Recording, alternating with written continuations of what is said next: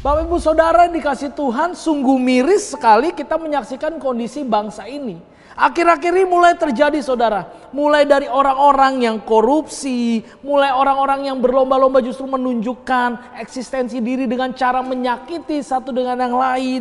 Ada banyak orang yang saling bersaing dengan cara yang tidak sehat. Untuk apa? Untuk kepentingan diri sendiri, untuk keuntungan diri sendiri. Saudara, harusnya kita sebagai orang percaya melakukan sesuatu di tengah bangsa yang ada.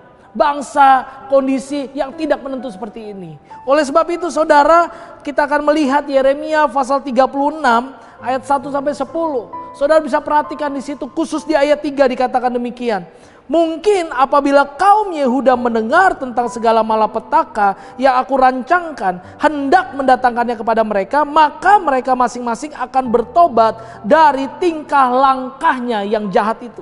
Sehingga aku mengampuni kesalahan dan dosa mereka.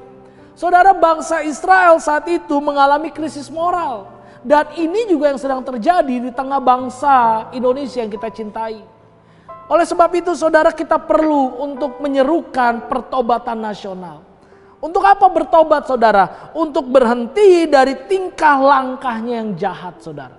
Kalau tindakannya jahat, kalau pemikirannya jahat, kalau ucapannya jahat, maka pertobatan nasional diperlukan saudara. Untuk kita sama-sama mengerti kembali hati Tuhan buat bangsa ini. Sehingga apa saudara? Sehingga Tuhan berkata, Tuhan akan mengampuni setiap dosa dan pelanggaran dari bangsa yang kita kasihi. Maka itu saudara, hari ini mari mulai untuk kembali mengambil komitmen di hadapan Tuhan. Untuk kembali menyerukan pertobatan nasional ini kepada banyak orang.